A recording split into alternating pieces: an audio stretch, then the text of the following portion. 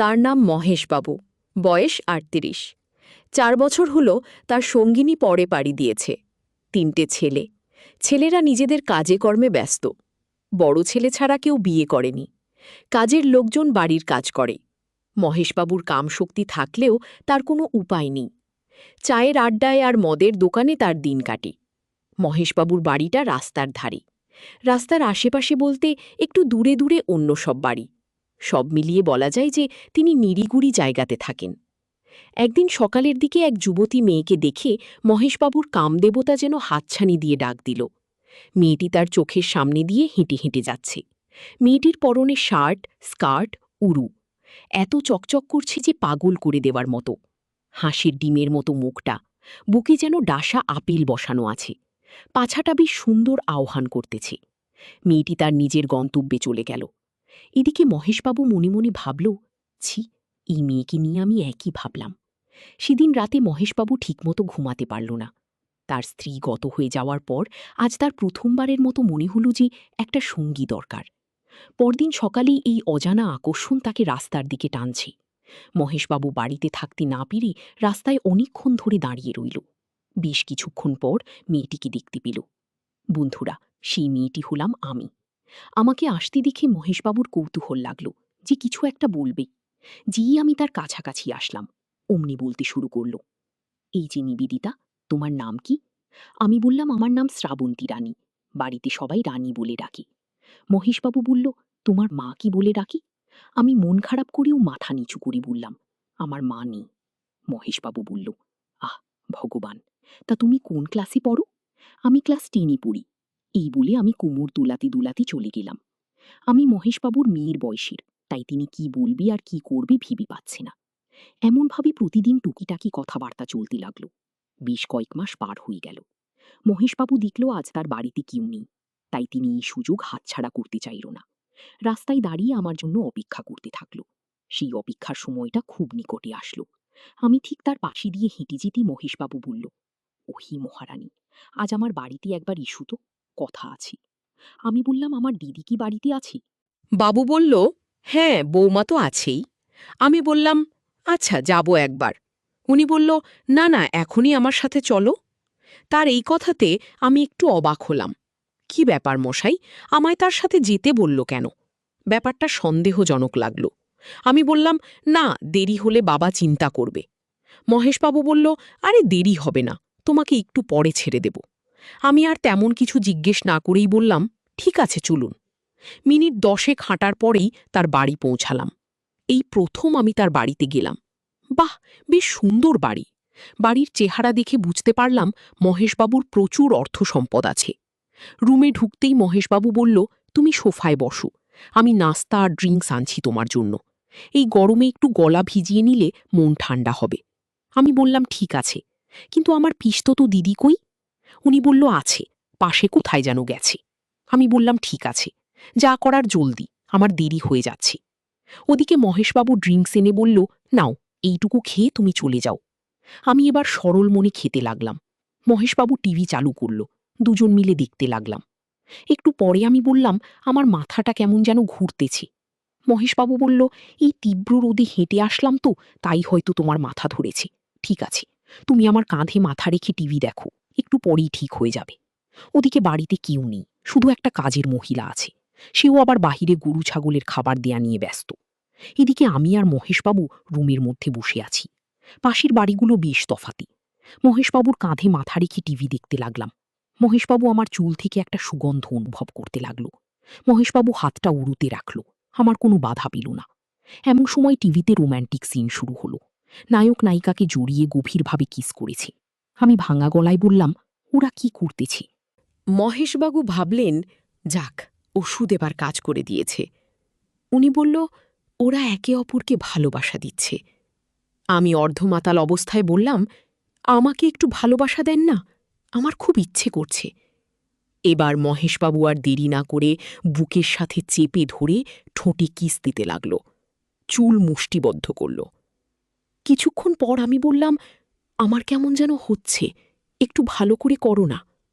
মহেশবাবু বলল, হ্যাঁ, আজ তোমাকে খুব ভালোবাসা দিব, সেই জন্যই তো তোমায় এখানে নিয়ে আসলাম। এই বলে কোলে করে বিছানায় শুইয়ে দিল। কাপড় থেকে আমাকে মুক্ত করল। আমি বললাম, আমার মাথা ব্যথা করতেছে, আমার মাথাটা একটু টিপে দাও। মহেশবাবু বলল, সমস্যা নেই, আজ তোমায় আমি স্বর্গের সুখ দেব। মহেশবাবু তার সোহাগ রাতে এত সুন্দর জিনিস পাননি, সত্যি এত সৌঠল আর কামুকি মেয়ে পাননি। উনি পাগলের মতো আপেল কচলাতে থাকল, হাত দিয়ে মাথার চুলগুলো নাড়তে লাগল। ওদিকে কাজের মেয়েটি কিছু বুঝতে পারল না। টিভিতে চলল হলিউড মুভি।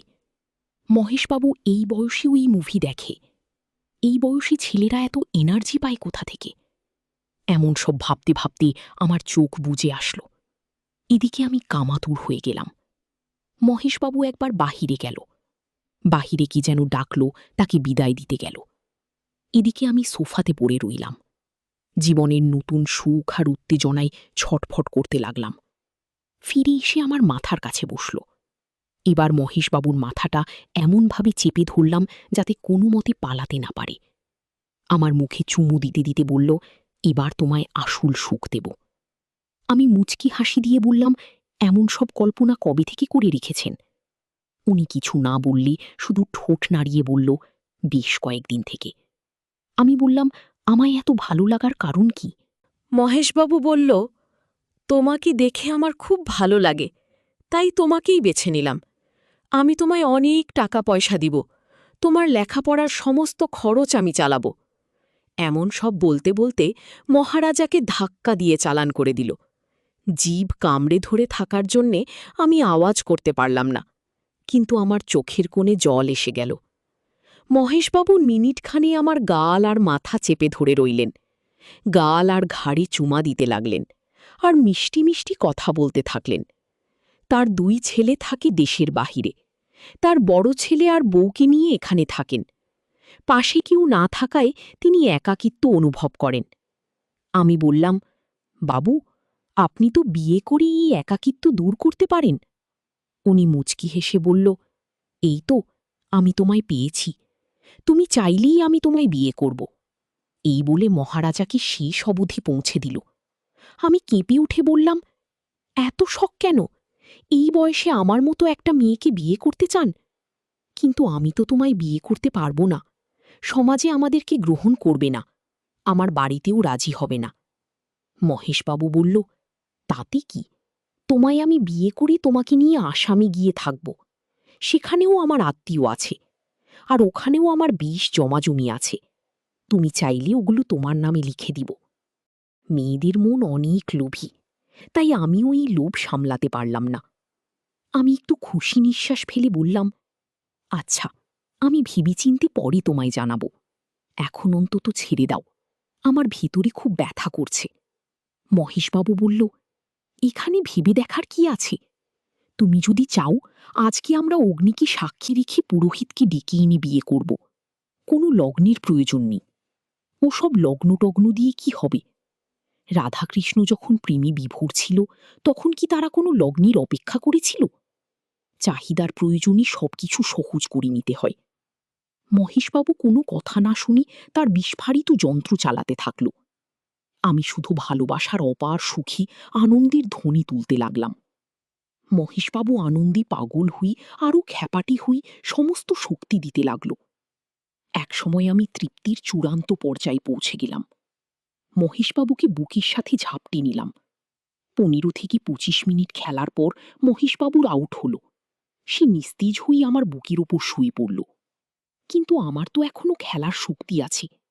আমি বললাম, কি হলো, শুয়ে পড়লি কেন? মহেশবাবু হাঁপাতে হাঁপাতে বলল, শুধু আমি শুয়ে পড়িনি গো, সেই সাথে ওটাও শুয়ে পড়েছে। যাই হোক, এখন আর আমার দ্বারা সম্ভব না। আজ এইটুকু ভালোবাসা নিয়ে শান্ত থাকো, বিয়ে পর্যন্ত অপেক্ষা করো। আমার একটু অন্যরকম লাগা শুরু হলো, তবে নিজেকে অনেকটা ফ্রেশ লাগল। একটু পরে মহেশবাবু বাহিরে চলে গেল।